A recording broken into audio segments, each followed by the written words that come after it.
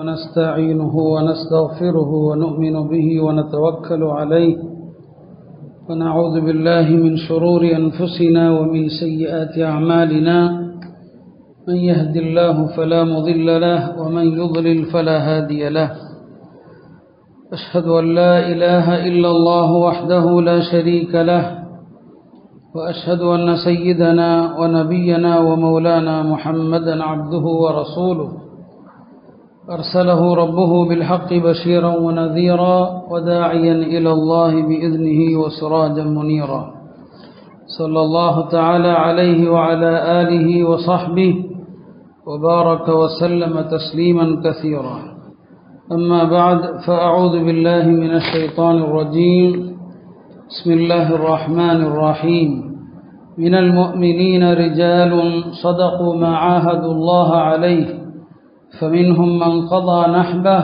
ومنهم من ينتظر وما بدلوا تبديلا ودعا النبي صلى الله عليه وسلم لإسلام سيدنا عمر فقال اللهم أعز الإسلام بأحب الرجلين إليك بعمر بن الخطاب أو بعمر بن هشام فكان أحبهما إلى الله عمر بن الخطاب கண்ணியத்திற்குரிய அல்லாஹ்வின் நல்லடியார்களே,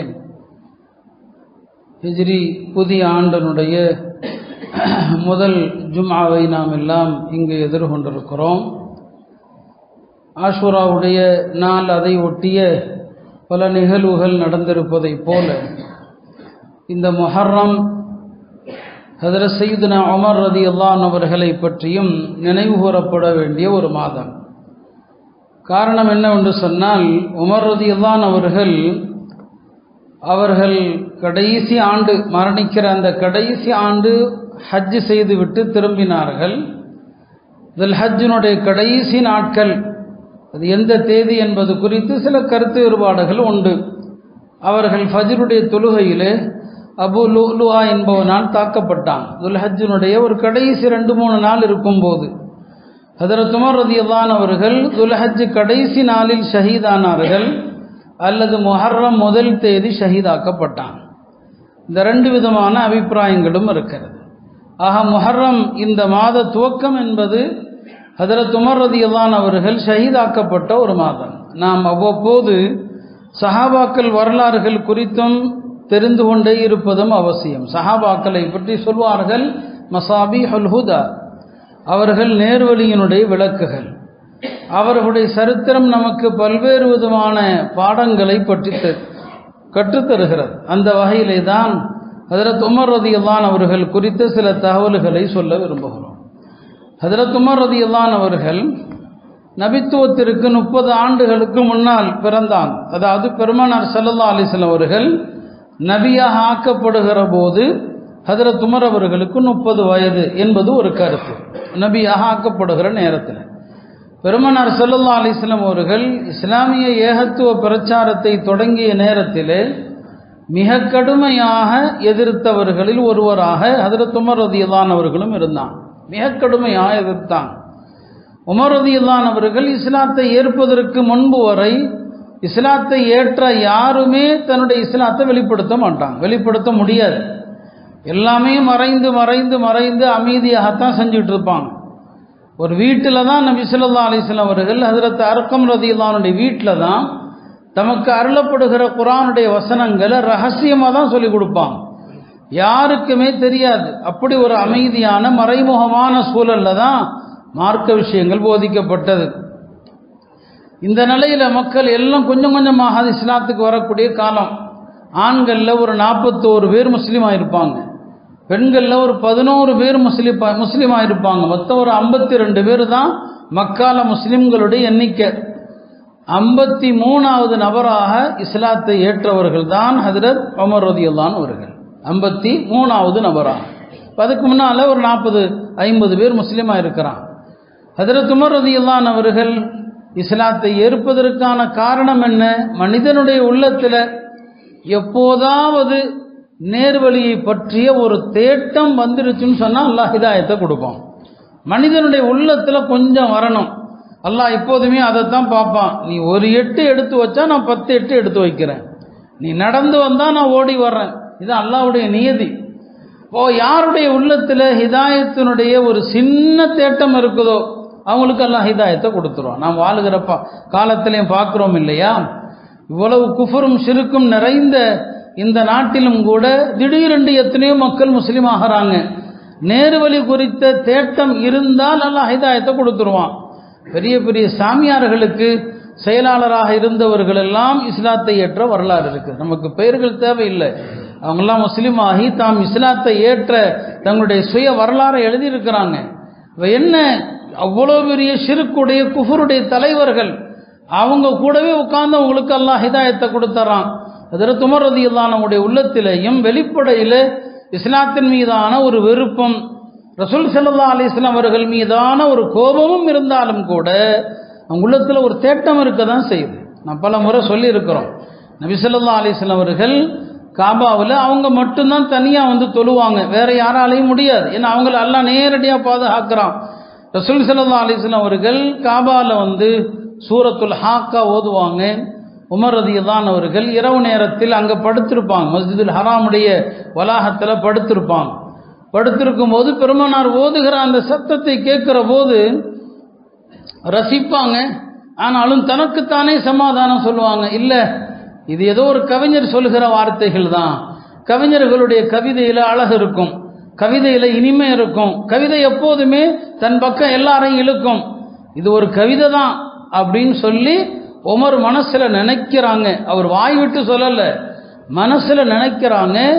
ஜிப்ரீல் அலைஹிஸ்ஸலாம் பெருமானாருக்கு இந்த வசனத்தை ஓத சொல்றாங்க, வமா ஹுவ பிகௌலி ஷாயிர், இது ஒரு கவிஞனின் வார்த்தை அல்ல.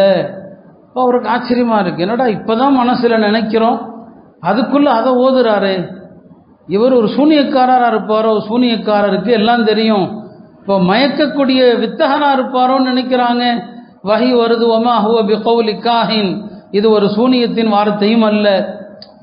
இப்போ அப்பவே அவரால் ஒரு கணிக்க முடியல, என்ன இது நம்ம நினைக்கிறோம் அங்கே ஓதப்படுதுன்னு சொல்லி ஒரு தேட்டம் உள்ளுக்குள்ள அவர்களுக்கு இருக்க தான் செய்யுது.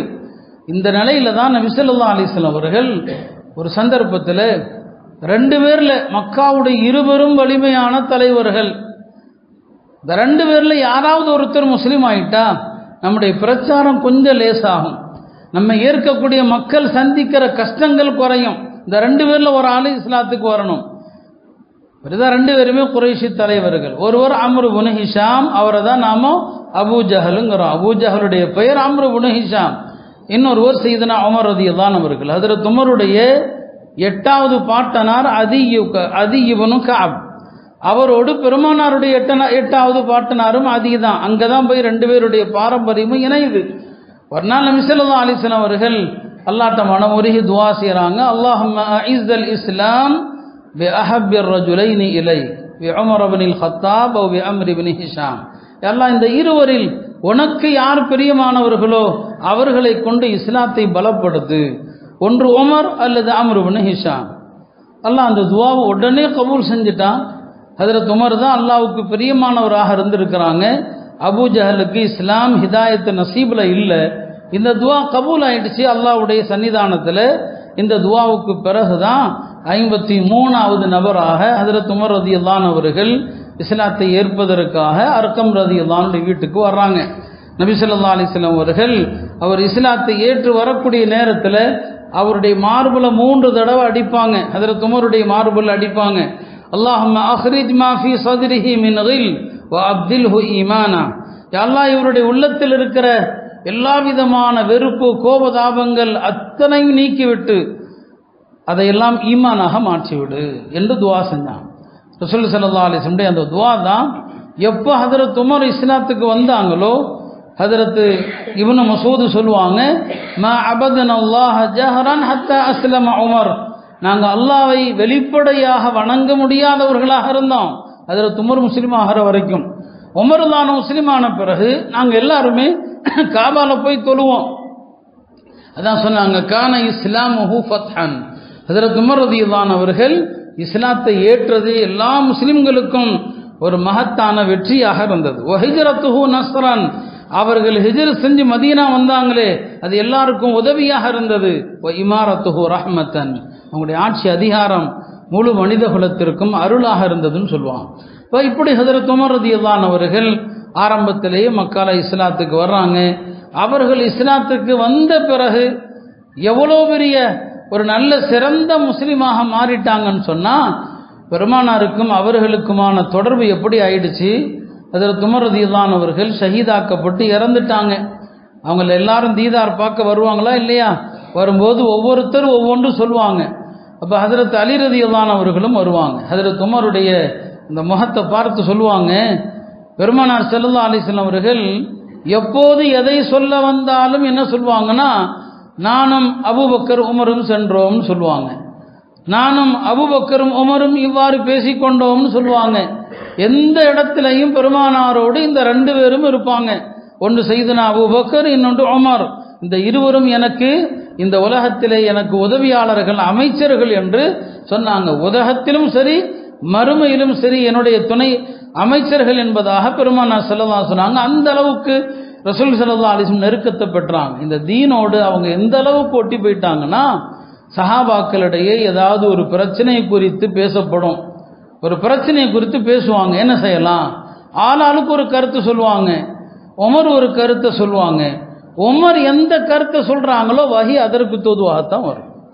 உமர் தானவங்க என்ன சொல்றாங்களோ அது வஹியா வந்துடும். அதான் நம்ம இன்னைக்கு சொல்றோமே, பாங்கு சொல்றோமே அல்லாஹ் அக்பர் என்று, ஹஜ்ரத் உமர் சொன்ன ஆலோசனை தான் அது. உமர் தான் என்ன கருத்தை சொல்றாங்களோ அந்த கருத்து அல்லாஹுடைய புறத்தில் இருந்து ஆலோசனையாக வரும். பெருமானார் சொல்லுவாங்க, இன்னல்லாஹ ஜஅலல் ஹக்க அலா லிசானி உமர வ கல்பி, அல்லாஹ் சத்தியத்தை ஹஜ்ரத் உமருடைய நாவிலும் ஹஜ்ரத் உமருடைய உள்ளத்திலும் வைத்திருக்கிறான்னு சொல்லுவாங்க. அவங்க என்ன சொல்றாங்களோ அந்த அளவுக்கு அல்லாஹ்வுடைய வஹி அவங்களுடைய கருத்துக்கு தோதுவாக வரும். மக்கால தவாஃப் செஞ்சுக்கிட்டு இருக்கும்போது ஹஜ்ரத் உமர் சொல்லுவாங்க, நம்ம தவாஃப் செஞ்சுட்டு 2 ரக்காத்து தொழுகிறோம் இல்லையா, இந்த 2 ரக்காத்தை இப்ராஹிம் அலைஹிஸ்ஸலாம் ஏறி நின்ற இடம், அந்த இடத்துல தொழுதா என்ன அப்படின்னு சொல்லுவாங்க. வஹி வருது, வத்தஹிது மின் மகாமி இப்ராஹிம முஸல்லா, வஹி வந்துருச்சு. எங்கு இப்ராஹிம் நின்றாங்களோ அங்க தொழுங்கன்னு அல்லாஹ் சொல்றான். அவர் சொல்லி முடிக்கல, வஹி வருது. ஒரு முறை நபி ஸல்லல்லாஹு அலைஹி வஸல்லம் வீட்டுக்கு வர்றாங்க. ஹஜ்ரத் உமர் ரலியல்லாஹு அவர்கள் சொன்னாங்க, யார சொல்லலாம், உங்க வீட்டுக்கு நல்லவன் கெட்டவன் எல்லாரும் வர்றான், உங்க பெண்களுக்கெல்லாம் ஹிஜாபு மறை திரை போடட்டும், எல்லாரும் பெண்களுக்கும் ஹிஜாபுடைய உத்தரவு நீங்க போட்டா என்னன்னு சொல்லி அல்லாஹ் குர்ஆன்ல ஆயத்தை இறக்குனா, ஃபஸ்அலுஹுன்ன மின் வராஇ ஹிஜாப், பெண்கள் வீட்டில் இருங்க, வெளியே போனா ஹிஜாபை போடுங்கன்னு சொல்லி மது குறித்து அவங்க தான் அல்லாட்ட எல்லாம் தெளிவான வசனத்தை மது குறித்து இறக்குன்னு கேட்டாங்க, இறங்குச்சு. இப்படி ஹஜ்ரத் உமர் அவர்கள் விரும்பியவைகள் அல்லாஹ்வுடைய புறத்திலிருந்து வஹியாக அருளப்பட்டது. உமர் தானுடைய மார்க்க பிடிப்பு அவங்க மீது எல்லாருக்குமே ஒரு பயம் இருக்கும். ஒரு நாள் ஹஜ்ரத் உமர் ரலியல்லாஹு அவர்கள் நபி ஸல்லல்லாஹு அலைஹி வஸல்லம் அவங்கள பார்க்கறதுக்காக அவங்க வீட்டுக்கு வர்றாங்க. வந்தால் வீட்டுக்குள்ளே பெண்கள் எல்லாம் சத்தம் போட்டு பேசிகிட்டு இருக்கிறாங்க. எல்லா வீட்லேயும் அந்த கதையாகத்தானே இருக்குது, பெருமானார் வீட்லேயும் அதுதான், எல்லாம் சத்தம் போட்டு பேசுகிறாங்க. உமர்லானவர்கள் சத்தம் போட்டு அஸ்ஸலாமு அலைக்கும், உமர் வந்திருக்கேன் வரலாமா அப்படின்னு அவங்க குரலை தான் கேட்டாங்க. எல்லா பெண்களும் போய் பர்கா தூக்கி போட்டுக்கிட்டாங்க எல்லாம். உமர் தான் உள்ளே போனது பெருமானார் சிரித்தாங்க. இப்போ ஹஜ்ரத் உமர் சொன்னாங்க, அல்லாஹ் சின்னக்க யா ரசூல் அல்லாஹ், அல்லாஹுடைய தூதர் அவர்களே, அல்லாஹ் உங்களை எப்போதுமே சிரித்த முகமாக்கட்டும்னு சொல்லி. இப்போ உமர் சொன்னாங்க, பாருங்க நீங்கள் வர்றதுக்கு முன்னால் எல்லாரும் புர்கா இல்லாமல் சத்தமாக பேசிகிட்டு இருந்தாங்க, உங்களை கண்டதும் எல்லாம் ஓடி போயிட்டாங்கன்னு சொல்லி. அப்போ சொன்னாங்க, யார சொல்லதான் என்ன கண்டா இவர்கள் பயப்படுகிறார்கள், உங்களுக்கு தானே பயப்படணும் சொன்னாங்க. அப்படி இல்லை, நீர் ஒரு பாதையில் நடந்தால் சைத்தான் வேறொரு பாதையில் நடக்கிறான். இதை ஒரு தடவை சொல்லலை, பல இடங்களில் சொன்னாங்க. ஒரு தடவை இல்லை, பல தடவை சொன்னாங்க. அப்பயும் சொன்னாங்க, இல்லை உமர் அவர்களே, உண்மை ஒரு பாதையில் சைத்தான் கண்டால் அந்த பாதையை சைத்தான் உமக்காக விட்டு விட்டு இன்னொரு பாதையில் சைத்தான் போயிடுவான்னு சொன்னாங்க. அந்த அளவுக்கு உமர் ரலியல்லாஹு அவர்கள் மக்களுடைய உள்ளங்களில் ஒரு பயம், அவங்கள கண்டாலே ஒரு அச்சம் இருக்கும். இப்படி ரசூல் ஸல்லல்லாஹு அலைஹி வஸல்லம் காலத்திலேயும் சரி அவர்கள் சொல்லக்கூடிய விஷயங்கள் எல்லாம் அப்படியே இருக்கும். பெருமானார் ஸல்லல்லாஹு அலைஹி வஸல்லம் ஹஜ்ரத் உமர் ரலியல்லாஹு அவர்களை பற்றி 3 கனவுகள் கண்டிருக்கிறான். 3மே சஹீஹுல் புகாரியில் வருது. உமர் தான் அவங்களுடைய சிறப்புக்கு இதை விட எதுவுமே தேவையில்லை. பெருமானார் ஸல்லல்லாஹு பழக்கமே காலையில் ஃபஜ்ர் தொழுகைக்கு பிறகு மக்களிடம் கனவுகள் குறித்து பேசுவாங்க. தாம் கண்ட கனவு சொல்லுவாங்க, மக்களிடம் கனவு கண்டீர்களான்னு கேட்டு விளக்கம் சொல்லுவாங்க. அது மாதிரி 3 கனவுகள் ஹஜ்ரத் உமர் ரலியல்லாஹு அவங்களை பற்றி மட்டுமே கண்டாங்க. ஒரு முறை சொன்னாங்க, நான் ஒரு கனவு கண்டேன். அந்த கனவுல மக்கள் எல்லாரும் ஆடைகள் அணிந்திருக்கிறாங்க. ஒவ்வொருவருடைய ஆடைகளும் சிறியதும் பெரியதுமாக இருக்குது. எல்லாருடைய ஆடைகளை விட உமர்லானுடைய ஆடை தான் பெருசா இருக்குது. அவர் நடக்கிறாரு, தரையில் ஆடையை இழுத்து கொண்டு நடக்கிறாருன்னு சொன்னாங்க. இந்த கனவுக்கு என்ன விளக்கம் யார சொல்லுதான்னு கேட்டாங்க. சொன்னாங்க, இது மார்க்கப்பற்றை குறிக்கிறது. ஆடை என்பது மார்க்கப்பற்றை குறிக்கிறது. மற்ற எல்லோரையும் விட அதற்கு உமரிடத்தில் இருக்கிற மார்க்க பிடிப்பு, அஷத்துஹும் ஃபி அம்ரி தீனில்லா, அல்லாஹ்வுடைய மார்க்கத்தில் அவரிடம் இருக்கிற உறுதி இருக்கிறதே அதை குறிக்கிறது என்று விளக்கமும் சொன்னாங்க. இன்னொரு நாள் சொன்னாங்க, நான் கனவில் என்னிடம் ஒரு கோலை கொண்டு வரப்பட்டது. அதுல பால் இருந்துச்சு. இந்த பாலை நான் வயிறார குடித்தேன். பிறகு அந்த மிச்சத்தை நான் ஹஜ்ரத் உமர் அவர்களுக்கு கொடுத்தேன்னு சொன்னாங்க. ரசூல் ஸல்லல்லாஹு அலைஹி வஸல்லம் தாம் குடித்த அந்த பாலை ஹஜ்ரத் உமருக்கு கொடுத்தாங்க. சஹாபாக்கள் கேட்டாங்க, யார சொல்லுதா இந்த கனவுக்கு என்ன விளக்கம் என்று. பெருமானார் சொன்னாங்க, இல்முன்னு சொன்னாங்க. இது அறிவு, மார்க்க அறிவு என்பதாக குறிப்பிட்டாங்க. ஹஜ்ரத் உமர் ரலியல்லாஹு அன்ஹு அவர்கள் சஹாபாக்களில் மிகப்பெரிய சட்டமேத. கனவுல பாலை கண்டா அது விளக்கத்தை குறிக்கும், அறிவை குறிக்கும், ஞானத்தை குறிக்கும். பெருமானார் தான் குடித்த பாலை ஹஜ்ரத் சையதுனா உமர் ரலியல்லாஹு அன்ஹு அவர்களுக்கு கொடுத்தாங்க. இன்னொரு முறை சொன்னாங்க, நான் ஒரு கனவு கண்டேன். ஒரு கிணத்துக்கு அருகில் நான் இருக்கிறேன். அந்த கிணற்றிலிருந்து வாளியை விட்டு தண்ணீர் இறைத்து மக்களுக்கு நான் கொடுக்கிறேன். எனக்கு பிறகு அபூபக்கர் ரலியல்லாஹு அன்ஹு அவர்கள் என்னிடமிருந்து அந்த வாளியை வாங்குறாங்க. அபூபக்கர் இறக்கிறாங்க. கொஞ்ச நேரத்தில் அவங்கள்ட்ட பலவீனம் சோர்வடைஞ்சிருச்சு. அவங்க வாளியை வச்சுட்டாங்க. பிறகு ஹஜ்ரத் உமர் வாளியை பிடிச்சாங்க. சொன்னாங்க, உமர் வாளியை பிடிச்சதும் வாளி பெருசாயிடுச்சு. உமர் ரலியல்லாஹு அன்ஹு அவர்கள் வாளியை பிடிச்சதும் வாளி பெருசாயிடுச்சு. அவர்கள் தண்ணி இறைச்சாங்க.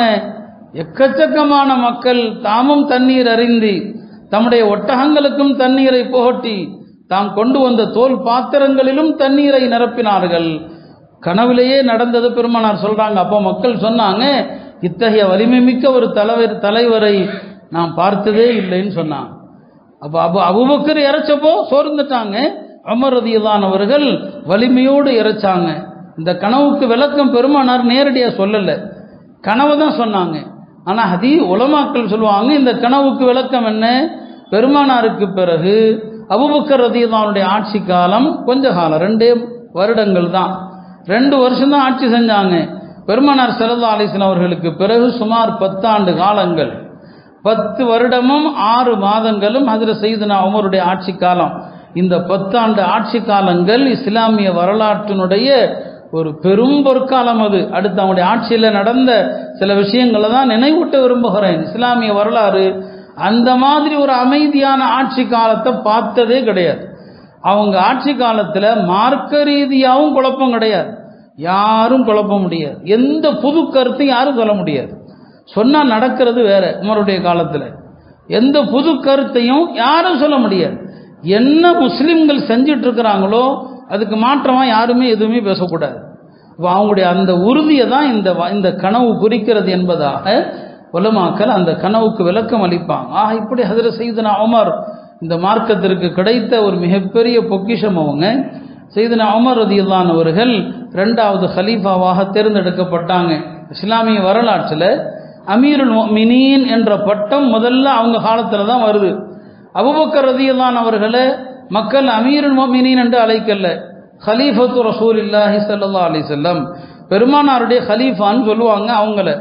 அவங்களுக்கு பிறகு உமர் தான் வர்றாங்க இல்லையா. இப்போ உமர் எப்படி அழைக்கிறது? ஆரம்பத்தில் மக்கள் எப்படி கூப்பிட்டு இருந்தாங்கன்னா, ஹலீஃபத்து ரசூலில்லான்னு கூப்பிட்டாங்க. பெருமானாருடைய ஹலீஃபாவுடைய ஹலீஃபா அப்படின்னு சொன்னாங்க. ஒரு நாள் ஹஜ்ரத் உமர் அவர்களே மக்கள் எல்லாம் இருக்கிற சபையில் இப்படி கூப்பிடுறது ரொம்ப கஷ்டமா இருக்குது. பெருமானாருடைய ஹலீஃபாவுடைய ஹலீஃபா, இப்போ அடுத்து இன்னொருத்தர் ஆட்சிக்கு வருவார், இப்படியே ஹலீஃபாங்கிற வார்த்தையை சேர்த்துக்கிட்டே போகணும், வேற ஏதாவது பேர் வைங்க ஆட்சி தலைவருக்குன்னு சொல்லி. முகீரத்து இப்னு ஷுஅபா அந்த சபையில் இருந்தாங்க.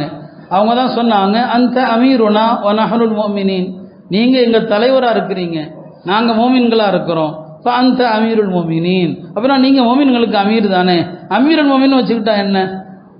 என்ன அழகா இருக்குது, அப்படியே கூப்பிடுங்கன்ட்டான். உமர் தான் அவர்கள் எவ்வளோ அழகான வார்த்தை இது, அமீருல் முஃமினீன். அன்று முதல் தான் ஆட்சியாளர்களுக்கு அமீருல் முஃமினீன் என்கிற இந்த பட்டம் என்ன செய்தது வந்தது. ஹஜ்ரத் அபூபக்கர் ரலியல்லாஹு அன்ஹு அவர்கள் அவங்க ஆட்சியாளராக தேர்ந்தெடுக்கப்பட்ட ஒரு அழகான வரலாறு. பெருமானார் ஸல்லல்லாஹு அலைஹி வஸல்லம் இறந்த பிறகு எப்படி ஆட்சி பொறுப்புக்கு வர்றாங்க, அது ஒரு நீண்ட வரலாறு. ஹஜ்ரத் அபூபக்கர் 2 ஆண்டு காலங்கள் அவங்க ஆட்சி செய்கிறாங்க. அவங்க காலத்தில் சில குழப்பங்கள் தலை தூக்குது. அந்த குழப்பங்களை எல்லாம் இரும்பு கரம் கொண்டு ஒடுக்குறாங்க. ஹஜ்ரத் அபூபக்கர் ரலியல்லாஹு அன்ஹு அவர்கள் தம்முடைய 2 ஆண்டு காலங்களில் என்னதான் அழகான ஆட்சி செஞ்சாங்க, சிறப்பான ஆட்சி செஞ்சாங்க. ஆனால் பெருமானார் மீதுள்ள கவலை அவங்களுக்கு இருந்துக்கிட்டே இருந்துச்சு. பெருமானார் மீதுள்ள அன்பு இருந்துக்கிட்டே இருந்துச்சு. ஏன்னா அவங்க 2 பேருக்கும் மத்தியில் உள்ள உறவு என்பது சாதாரண வார்த்தைகளால் வர்ணிக்கவே முடியாது. இரவுல ஹஜ்ரத் அபூபக்கர் தூங்கவே மாட்டாங்க. கலீஃபாவான பிறகு பெருமானாரை பிரிந்த கவலை அவங்கள்ட்ட இருந்துக்கிட்டே இருந்துச்சு. அந்த கவலையில தான் அவங்க மூத்தானாங்கன்னு இமாம் ஸஹாபி சொல்றாங்க. பெருமானார் மீதுள்ள கவலையில தான் மூத்தானாங்க. தன்னுடைய நேசரை எப்போ பார்ப்போங்கிற கவலை தான். 2 வருடங்கள் சில மாதங்கள் அவங்க ஆட்சி செஞ்சாங்க. ஹிஜ்ரி 13ஆம் ஆண்டு ஜுமாதல் ஊலால ஹஜ்ரத் அபூபக்கர் ரலியல்லாஹு அன்ஹு அவர்கள் இறப்பை தருகிற நேரத்தில் அடுத்த ஹலீஃபா குறித்து கவலைப்படுறாங்க. ஏன்னா முஸ்லிம்களுக்கு ஒரு சிறந்த ஆட்சி தலைவர் இல்லைன்னு சொன்னால் எல்லாம் செதறி போயிடும். ஒரு சிறந்த ஆட்சியாளரை செய்யணும். பல பேரை நியமிக்கிறது குறித்து ஆலோசனை பண்ணுறாங்க, யாரெல்லாம் நியமிக்கலான்னு சொல்லி. கடைசியில் அவங்க மனசில் பட்டது, இதற்கு ஹஜ்ரத் உமர் தான் தகுதியானவர், அவங்கள தான் நியமிக்கணும்னு சொல்கிறாங்க. அவங்க நினைக்கிறாங்க. இதை குறித்து தான் இப்னு மஸ்ஊத் அடிக்கடி சொல்லுவாங்க, மனித கணிப்புகள் இருக்கு இல்லையா, இந்த கணிப்புகள் விஷயத்தில் எத்தனையோ கணிப்புகள் சரியாகலாம், எத்தனையோ கணிப்புகள் தவறாகலாம். உலகத்திலேயே 3 மனிதர்கள் அவர்கள் 3 நபர்களை பற்றிய கணிப்பு மிகச்சரியாக இருந்ததுமா. உலகத்தில் 3 மனிதர்கள் 3 பேரை பற்றி கணித்த கணிப்பு மிகச்சரியான கணிப்புன்னு சொல்லுவாங்க. முதலாவது யாருடைய கணிப்பு? எகிப்து நகரத்தினுடைய அமைச்சர். அவர் யூசுப் அலைஹிஸ்ஸலாமை சந்தையில் அடிமையாக வாங்கி தன்னுடைய மனைவி இடத்துல கொண்டு கொடுத்து ஒப்படைக்கும் போது சொல்லுவார், இது அடிமை நினைக்காத, அக்ரிமி மசுவா, அடிமை நினைச்சிடாத இவரை. அவர் மனசுல தெரியுது, ஏன்னா அவர் நபித்துவ வாரிசு இல்லையா, அந்த சிறப்பு எப்படி தெரியாம இருக்கும். தன் மனைவி இடத்துல சொல்லுவாரு, அடிமையா வாங்கிட்டு வந்திருக்கிறேன், மற்ற அடிமைகளை நடத்துற மாதிரி நடத்தாத, அக்ரிமி மசுவா, இவரை கண்ணியமாக வைத்துக்கள், அசா ஐயம்ஃபானா, இவர் நமக்கு பிரயோஜனம் உள்ளவராக ஆகலாம். அப்போ சொல்லுவாங்க இப்னு மஸ்ஊத், அவருடைய கணிப்பு சரியாக இருந்தது. அந்த எகிப்து நகரத்திற்கு பிரயோஜனம் உள்ள மன்னராக பிற்காலத்தில் யார் மாறினாங்க? யூசுப் அலைஹிஸ்ஸலாம். 2வது யாரு? ஹஜ்ரத் மூசா அலைஹிஸ்ஸலாம் உதவி செய்தாங்க இல்லையா, அந்த மதியன் நகரத்துக்கு போன நேரத்தில் 2 பெண்களுக்கு தண்ணி பிடிச்சி கொடுப்பாங்க.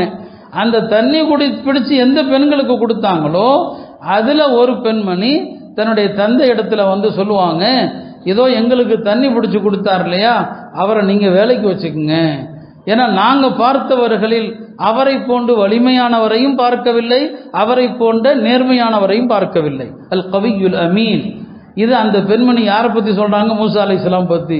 இப்னு மஸ்ஊத் சொல்லுவாங்க, அந்த பெண்ணுடைய கணிப்பு கரெக்டாக இருந்துச்சு. 3வது ஹஜ்ரத் அபூபக்கரை பற்றி சொல்லுவாங்க. அபூபக்கர் ரலியல்லாஹு அன்ஹு அவர்கள் தான் இறக்கும் போது அடுத்த ஹலீஃபாவாக ஆவதற்கு ஹஜ்ரத் சையதுனா உமர் தான் தகுதி என்று நியமித்தாங்க. அந்த நியமனம் முழுக்க முழுக்க சரியாக இருந்தது. உமரை விட அபூபக்கருக்கு பிறகு அந்த இடத்தை நிரப்ப யாருமே கிடையாது. ஹஜ்ரத் இப்னு மஸ்ஊத் ரலியல்லாஹு அன்ஹு அவங்க அடிக்கடி சொல்லுவாங்க, இதா துக்கிர உமர் துக்கிரல் அத்ல், உமர் ரலியல்லாஹு அன்ஹு அவர்கள் நினைவு கூறப்பட்டா கூடவே நீங்கள் அதில் நேர்மையை பற்றி நீங்கள் நினைவு கூறணும்னு சொல்லி. உமர்லானுடைய ஆட்சி என்பது உலக வரலாற்றில் இனி யாரும் அப்படி ஒரு ஆட்சியை தரவே முடியாது. அந்த மாதிரி ஒரு ஆட்சி இந்த உலகத்தில் அவங்க கொடுத்தாங்க. இன்னைக்கு சிறிய பதவியோ பெரிய பதவியோ எந்த பதவிக்கு வந்தாலும் தன்னுடைய குடும்பத்தை முன்னுரிமை கொடுக்குறான். அதானே இன்றைய அரசியல். தன்னுடைய குடும்பம் தான். தன்னுடைய குடும்பத்தில் அரசாங்கத்தின் வாட கூட இருக்கக்கூடாதுன்னு நினைச்ச ஒரே மன்னர் அவங்க தான், ஹஜ்ரத் சையதுனா உமர் தான். ஒரு நாள் மதீனால எங்கேயோ போயிட்டு இருக்கிறாங்க, ஒரு ஒட்டகம் பார்க்குறாங்க, நல்ல கொளுத்த ஒட்டகம். யாருடைய ஒட்டகம்னு கேட்டாங்க. உங்கள் மகன் அப்துல்லாஹ் இப்னு உமருடைய ஒட்டகம்னு சொல்லி. என் மகனா கூப்பிட்டாங்க. என்னப்பா இவ்வளவு கொளுத்த ஒட்டகம் உனக்கு ஏது? அவர் விளக்கம்லாம் சொல்கிறார். என் காசு கொடுத்து தான் நான் வாங்கினேன், நான் மேய வச்சு கொழுக்க வச்சுருக்கிறேன், விற்றா நல்ல காசு வரும்னு சொல்லி. என்ன சொல்கிறாங்க பாருங்க ஹஜ்ரத் உமர், உன் காசில் தான் வாங்கினேன், ஆனால் நீ எந்த இடத்துல மேய விட்டாயோ அந்த இடத்துல அந்த ஒட்டகம் மேயிறதை பார்த்த மக்கள் என்ன பேசியிருப்பாங்க? இப்போ ஹலீஃபாவுடைய மகனுடைய ஒட்டகம், நல்லா தீனி போடுங்கப்பா என்று எல்லாரும் நல்லா தீனி போட்டிருப்பாங்க. இன்னொரு கூட்டம் ஹலீஃபாவுடைய மகனப்பா, அவருடைய ஒட்டகத்துக்கு நல்ல தண்ணி ஓட்டுங்க என்று என் பேரை சொல்லி எல்லாரும் என்ன பண்ணியிருப்பாங்க, இந்த ஒட்டகத்துக்கு நல்ல தீனியும் நல்ல தண்ணியும் கொடுத்துருப்பாங்க. அது கூட உனக்கு ஹலால் கிடையாது. அதனால இந்த ஒட்டகத்தை வித்து நீ போட்ட முதல் என்னவோ அதை நீ வச்சுக்க, அதிகமான காசு எவ்வளோ வந்துச்சோ அதை பைத்துல் மால்ல சேர்த்து. இதுதான் செய்தனா உமருடைய வாழ்க்கை. எந்த இடத்திலும் தான் குடும்பத்தினுடைய அங்கங்களை உள்ள கொண்டு வரவே மாட்டாங்க. அவ்வளவு தூய்மையான ஒரு வாழ்க்கை, அவ்வளவு நேர்மையான ஒரு வாழ்க்கை, எளிமை, சாதாரண எளிமை. ஹஜ்ரத் உஸ்மான் ரலியல்லாஹு அவர்கள் ஒரு உச்சி வெயில் நேரத்தில் பாலைவன பகுதியில் எதற்கோ ஒரு வேலையாக போகிறாங்க. அங்கே உமர் நிற்கிறாங்க. என்ன அமீருல் மோமின் அவர்களே, இந்த நேரத்தில் எங்கே நிற்கிறீங்க? இந்த நேரத்தில் இங்கே நிற்கிறீங்க? ஆமாம், என் ஒட்டகம் ஒன்று காணா போச்சு, தேடி வந்தேன்னு சொன்னாங்க. ஏன் அதற்கு உங்களுடைய அடிமைகளில் ஒருத்தரை அனுப்பியிருக்கலாமே, நீங்கள் எதுக்காக வரணும்? அப்போ சொன்னாங்க, அல்லாஹ்வுடைய அடிமைகளில் இந்த உமரோட பெரிய அடிமை யாருமே கிடையாது, நான் தான் பெரிய அடிமைனா நான் தான் தேடி வரணும்னு சொன்னாங்க. ஹஜ்ரத் உஸ்மான் ரலியல்லாஹு அவர்கள் அழுது கொண்டே சொன்னாங்க, இப்படி நீங்கள் ஆட்சி நடத்தினா பின்னால் வரக்கூடியவர்களை நீங்கள் ரொம்பவே கஷ்டப்படுத்திட்டீங்கன்னு சொன்னாங்க. ஏன்னா இப்படி ஒரு ஆட்சியை அடுத்து வரக்கூடிய யாராவது இருக்க முடியுமான்னு தெரியல. உங்களுக்கு பின்னால் வரக்கூடியவர்களுக்கு நீங்கள் பெரிய சிரமத்தை அல்லவா தருகிறீர்கள் என்று சொன்னாங்க. இந்த அளவுக்கு தம்முடைய ஒவ்வொரு செயலிலும் அவர்கள் நேர்மையை தான் நிலைநாட்டுவாங்க. தன்னுடைய மோதிரத்தில் அவர்கள் எழுதி வைத்திருந்த வார்த்தை என்னன்னு சொன்னா, கஃபா பில் மௌத்தி வாஇதன், ஒரு மனிதனுக்கு அறிவுரை செய்வதற்கு மரணமே போதும், மரணத்தை எண்ணுவது, மரணத்தை சிந்திப்பது அது போதும்னு சொன்னான். இந்த உம்மத்தில் இல்ஹாம், அதாவது அல்லாஹ்வுடைய புறத்தில் இருந்து சில நல்ல எண்ணங்கள் உதிக்க செய்யப்படுகிற நபர்கள் பெருமானார் சொல்லுவாங்க, ஒவ்வொரு உம்மத்திலும் இருந்தாங்க. அவங்களுக்கு பேர் முஹத்தஸ். என்னுடைய உம்மத்தில் அப்படி ஒருத்தர் இருக்கிறாருன்னா அது ஹஜ்ரத் உமர் தான் சொல்லுவாங்க. உமர் தானுடைய என்ன அவங்க மனசுல என்ன உதிக்குதோ அது எல்லாமே சரியாகத்தான் இருக்கும். ஹஜ்ரத் உமருடைய காலத்தில் தான் ஒரு இஸ்லாமிய அரசுக்கான நிர்வாக அமைப்புகள் எல்லாமே வந்தது. மார்க்க ரீதியாகவும் சரி, எல்லா விஷயத்திலுமே உமர் ரலியல்லாஹு அவர்கள் கொண்டு வந்தாங்க பல அழகான நடைமுறைகள். ரமதானில் நாம் ஜமாத்தா தொழுகிறோம், தராவீஹுடைய தொழுகை ஹஜ்ரத் உமர் ரலியல்லாஹு அவங்க தான் கொண்டு வந்தாங்க. உமர் ரலியல்லாஹுடைய காலத்தில் தான் 20 ரக்காத்துகள் என்று முடிவு செய்யப்பட்டு நடைமுறைக்கு வந்தது. 14 நூற்றாண்டுகளாக இந்த உம்மத்தில் 20 ரக்காத்து தான் தொழுதுட்டு வந்தாங்க. அது பற்றி ஒரு தனி கிதாபே இருக்குது. மஸ்ஜிதுல் ஹராமில், மஸ்ஜிதுல் நபவியில் செய்தனா உமருடைய காலத்திலிருந்து யார் யார் தொழுவிச்சாங்க, எத்தனை ரக்காத் தொழு வைக்கப்பட்டது, 20 ரக்காத்து தான். பெரிய கை சேதம். இன்றைய சவுதி அரசாங்கம் அவர்கள் செய்திருக்கிற பெரிய மோசடி, நிறைய தவறுகளில் ஒன்று என்ன, இந்த 20 ரக்காத்தை இப்போ 10 சுருக்கிட்டாங்க. 2 ஆண்டுகளுக்கு முன்னால் கொரோனாவை காரணம் காட்டி சுருக்குனாங்க. அப்போவே நான் சொன்னேன், இது அவர்களுடைய பழைய என்னங்க நீண்ட கால திட்டம், இதை பயன்படுத்தி தொடர்ந்து 10 ஆக்குவாங்க. அதே மாதிரி ஆக்கிட்டாங்க. 20 ரக்காத்துடைய அந்த இனிமையை இந்த அரசாங்கம் இப்போ கெடுத்து வச்சிருக்கிறாங்க. இது உமர் ரலியல்லாஹு காலத்திலிருந்து பின்பற்றப்பட்டு வந்த சுன்னத்து. அப்போ பல விஷயங்கள் ஹஜ்ரத் உமர் ரலியல்லாஹு அவர்களுடைய நடைமுறையாக இருந்தது. ஹஜ்ரத் உமர் அவர்கள் மார்க்கத்தில் எவ்வளவு உறுதியாக இருப்பாங்கன்னு சொன்னால், பெருமானாருடைய ஹதீஸுகள் இருக்கு இல்லையா, நாம கால ரசூலுல்லான்னு சொல்கிறோம். பெருமானார் சொன்னாங்க, பெருமானார் செஞ்சாங்க. பெருமானாருடைய ஹதீஸுகள் எந்த ஒன்றையுமே ஹஜ்ரத் உமருடைய காலத்தில் யாரும் லேசாக சொல்லிட முடியாது. அப்படி சொன்னால் இந்த ஹதீஸை நபி ஸல்லல்லாஹு அலைஹி வஸல்லம் தான் சொன்னாங்க அப்படின்னு சொல்லி உறுதியாக சொல்லணும், உறுதிப்படுத்தணும் அதை. ஏன்னா யாரும் பெருமானார் மேலே எதையும் இட்டுக்கட்டி விடக்கூடாது. உமர் ரொம்ப கண்காணிப்பாக இருப்பாங்க. ஒரு நாள் ஹஜ்ரத் உமர் ரலியல்லாஹு அவர்கள் அபு மூஸா அஷ்அரிங்கிற ஒரு சஹாபியை தன்னை பார்க்க வருமாறு சொல்கிறாங்க. கூப்பிட்டு அனுப்புறதே யாரு தான், உமர் ரலியல்லாஹு அவங்க தான். அவரை வர சொல்லுங்கன்னு சொல்கிறாங்க. அபு மூஸா அஷ்அரி வர்றாங்க. யார் வீட்டுக்கு? உமர் ரலியல்லாஹு வீட்டுக்கு. வெளியில் நிற்கிறாங்க. ஒரு வீட்டுக்கு வந்தால் அனுமதி கேட்கணும். அவரும் அனுமதி கேட்குறாரு. அபு மூஸா வந்திருக்கிறேன், உள்ளே வர அனுமதி கேட்குறேன். உள்ளே இருந்து பதில் வரல. அப்போ 2வது முறையாக சொல்கிறார், நான் அபு மூஸா வந்திருக்கிறேன், உள்ளே வர அனுமதி கேட்குறேன், பதில் வரல. 3வது முறையும் கேட்குறாரு, பதில் வரல. திரும்பிட்டார். உமர் ரலியல்லாஹு உள்ளே ஏதோ வேலையாக இருந்திருக்கிறாங்க. கொஞ்ச நேரம் கழிச்சு, எங்கே அபு மூஸா வந்தார், எங்கே போயிட்டாருன்ட்டு, இல்லை அவர் போயிட்டாருன்னு சொல்லி போய் கூட்டுவாங்க. திரும்பி வந்தாங்க. ஏன்பா நீ போயிட்டேன்னு சொல்லி. ஆமாம், 3 தடவை அனுமதி கேட்டேன், பதில் வரல. பெருமானார் ஸல்லல்லாஹு அலைஹி வஸல்லம் சொன்னாங்க, இதஸ்தஅதன அஹதுக்கும் ஸலாஸன் ஃபலம் யூதன் லஹு ஃபல்யர்ஜி, உங்களில் யாராவது ஒரு வீட்டுக்கு வந்து 3 தடவை அனுமதி கேட்டு பதில் வரலன்னா திரும்பி வரட்டும். 10 தடவை காலிங் பெல் அடிக்கக்கூடாது, 3 தடவை தான் அடிக்கணும். ஒரு ஆளை கூப்பிடுறோம் ஃபோனில் 3 தடவை மிஸ்டு கால் கொடுக்கலாம், 4வது தடவை கொடுக்கக்கூடாது. இதான் மார்க்கம். ஆனால் நாம் அப்படி இல்லை. அப்படி என்ன எடுக்காமல் இருக்கிறது, அடிச்சுக்கிட்டே 10 கால் கொடு, இது மார்க்கம் இல்லை. அது ஒரு அனுமதி தானே. சரி எடுக்கலை, ஏதோ வேலையாக இருந்திருப்பார், பார்த்து கூப்பிடட்டும். ஒரு வீட்டுக்கு போனால் 3 தடவை தட்டலாம், 4வது தடவை தட்ட அனுமதி இல்லை. அபூ மூஸா சொன்னாங்க 3 தடவை அனுமதி கேட்டேன், தரல, திரும்பிட்டேன், பெருமானார் அப்படி தானே சொன்னாங்கன்னு சொல்லி பிடிச்சிட்டாங்க உமர். பெருமானார் அப்படி சொன்னாங்களா? 3 தடவை அனுமதி கேட்டு அனுமதி கிடைக்கவில்லையானால் திரும்பி சென்று விடுங்கள் அப்படின்னு நபி சொன்னாங்களா? ஆமா சொன்னாங்க. அப்படின்னா இந்த ஹதீஸை வேற யாராவது தோழர்கள் கேட்டிருக்கிறாங்களா? யாரையாவது கூட்டுவாங்க, இதுக்கு ஆதாரத்தை கொண்டு வாங்க, இல்லைன்னா உண்மை தண்டிப்பேன்னு சொன்னாங்க. அபூ மூஸா அஷ்அரி பதறி போயிட்டான். கூப்பிட விட்டதே உமர் தான், வந்தது அனுமதி கேட்டு கிடைக்கலன்னு திரும்பி வந்துட்டார். இப்போ மஸ்ஜித் நபவிக்கு ஓடி வர்றாரு, பதட்டத்தில் வர்றாரு. அங்கே சஹாபா கூட ஒரு குழு உட்கார்ந்து இருக்கிறாங்க. உபை இப்னு கஅப் இருக்கிறாங்க, அபூ சயீத் அல் குத்ரி இருக்கிறாங்க. வந்து பதட்டத்தில் சொல்கிறாங்க, உமர் தான் கூப்பிட விட்டாங்க, போனேன், 3 தடவை அனுமதி கேட்டேன், திரும்பிட்டேன். ஏன் திரும்பினீங்கன்னு கேட்டார். இல்லை 3 தடவை அனுமதி கேட்டு கிடைக்கலன்னா திரும்பிடுங்கன்னு சொல்லப்பட்டது, திரும்பினேன். இப்போ அதுக்கு ஆதாரத்தை கேட்குறாருன்னு.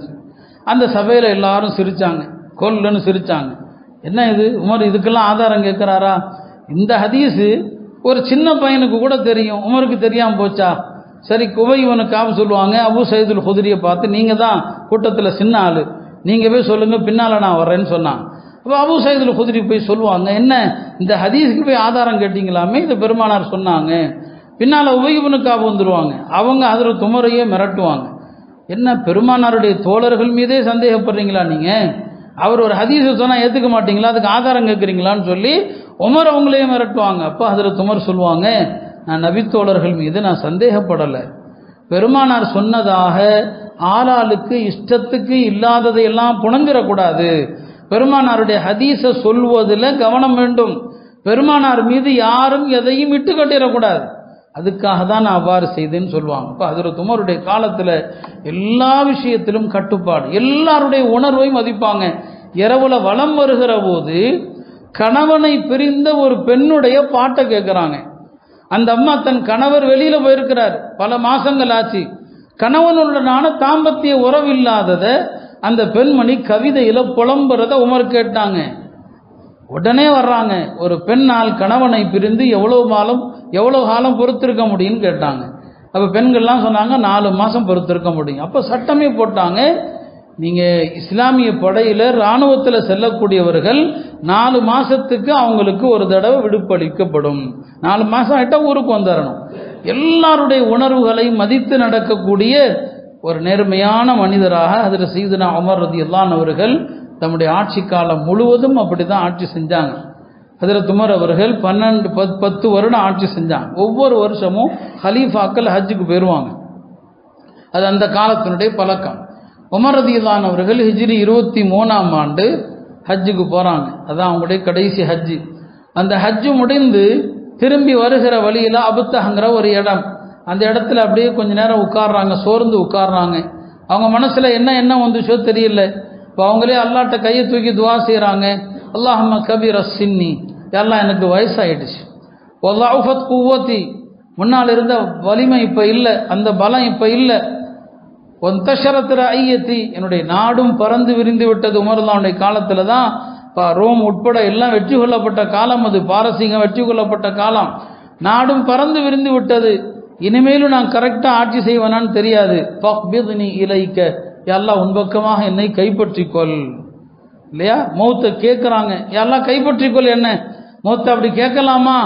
2 விதமான கருத்துக்கள் இருக்குது. நல்லவர்களில் சிலர், மரணத்தை கேட்டவர்களும் இருக்கிறாங்க.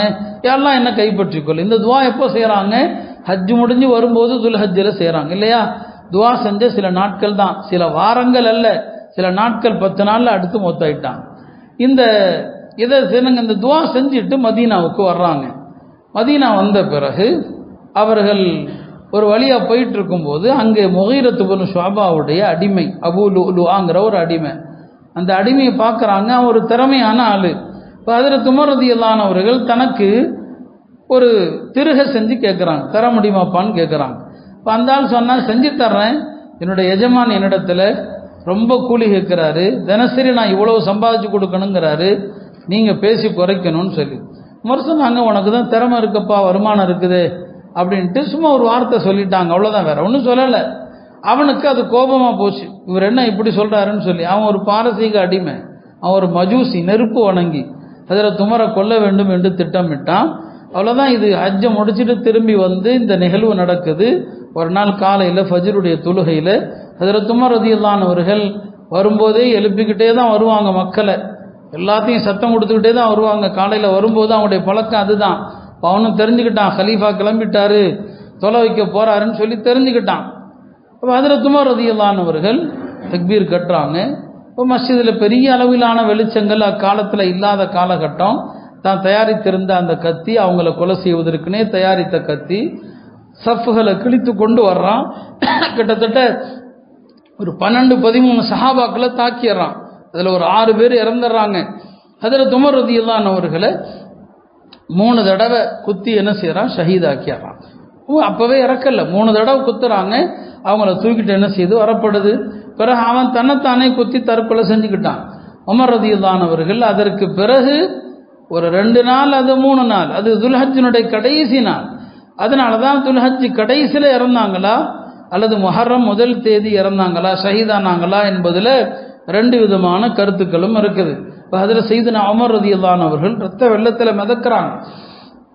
இப்போ மயக்கம் தெளிஞ்சதும் முதல்ல சொன்னாங்க, அப்துல் ரஹ்மான் இப்னு அவுஃப் இருக்கிறாரான்னு கேட்டாங்க. அப்துல் ரஹ்மான் இப்னு அவுஃப் இருந்தால் உடனே அவரை தொழுவிக்க சொல்லுங்க, சூரியன் உதயமாக போகுது, ஃபஜ்ருடைய தொழுகை தவறிடக்கூடாது, முதல்ல மக்கள் பள்ளியில் ஜமாத்தா தொலை சொல்லுங்கன்னு சொல்லி அப்துல் ரஹ்மான் இப்னு அவுஃப் அவர்கள் தொழு வச்சாங்க. இப்போ ஃபஜ்ரு தொழுகை பொதுவாக சஹாபாக்கள் காலத்தில் நீளமாக தொழு வைப்பாங்க, அதான் பழக்கம். ஆனால் இப்போ டைம் முடிஞ்சிடும், எல்லா நேரத்திலும் ஒரே மாதிரி இருக்கக்கூடாது. ஆக சின்ன சூறா இன்னா அத்தீனாக்கல் கௌசர் இதா ஜா நஸ்ருல்லாஹ், இந்த 2 சூறா ஓதி அப்துல் ரஹ்மான் இப்னு அவுஃப் ரலியல்லாஹு அன்ஹு அவர்கள் தொழு வச்சு முடிச்சுட்டாங்க. ஏன்னா ஹஜ்ரத் உமர் ரலியல்லாஹு அன்ஹு அவர்கள் அப்துல் ரஹ்மான் இப்னு அவுஃப் அவர்கள் மீது ரொம்ப அதீத மரியாதை வச்சிருப்பாங்க, ரொம்ப அவங்க மேலே பிரியம் வச்சிருப்பாங்க. அதனால தான் அடுத்த ஆட்சியாளரை தேர்ந்தெடுக்கக்கூடிய ஒரு ஆலோசனை குழுவை நியமிச்சாங்க இல்லையா, அதில் இப்னு அவுஃப் தலைமையில் தான் போட்டாங்க. இப்போ அவங்கள தொழு வைக்க சொன்னாங்க. உமர் ரலியல்லாஹு அன்ஹு அவர்கள் அந்த நோயில், அந்த குத்தப்பட்ட அந்த இந்த விபத்தில் அவங்க ஷஹீதானாங்க. கவனிக்க வேண்டிய விஷயம் என்னன்னா, உமர் ரலியல்லாஹு அன்ஹு அவர்கள் இந்த சம்பவம் நடக்கிறதுக்கு முன்னால அவங்க ஹஜ்ஜை முடிச்சுட்டு வந்து மக்கள்கிட்ட ஒரு ஹுத்பா செய்கிறாங்க. அந்த ஹுத்பாலேயே சொல்கிறாங்க, நான் ஒரு கனவு கண்டேன். அல்லாஹ்வுடைய நல்லடியார்களுக்கு அவங்களுடைய மரணங்கள் கூட உணர்த்தப்படும். கனவுகள் ஒரு முன்னறிவிப்பு தான். நான் ஒரு கனவு கண்டேன், ஒரு சிவப்பு சேவல் ஒன்று என்னை 1 முறை அல்லது 2 முறை கொத்தியதுன்னு சொன்னான். 1 தடவை அல்லது 2 தடவை அது கொத்தியது, ஒருவேளை அது என்னுடைய மரணமாகத்தான் இருக்கும்னு சொன்னான். அந்த சேவல் கொத்தியது என்னுடைய மரணமாகத்தான் அது இருக்கும்னு சொன்னாங்க.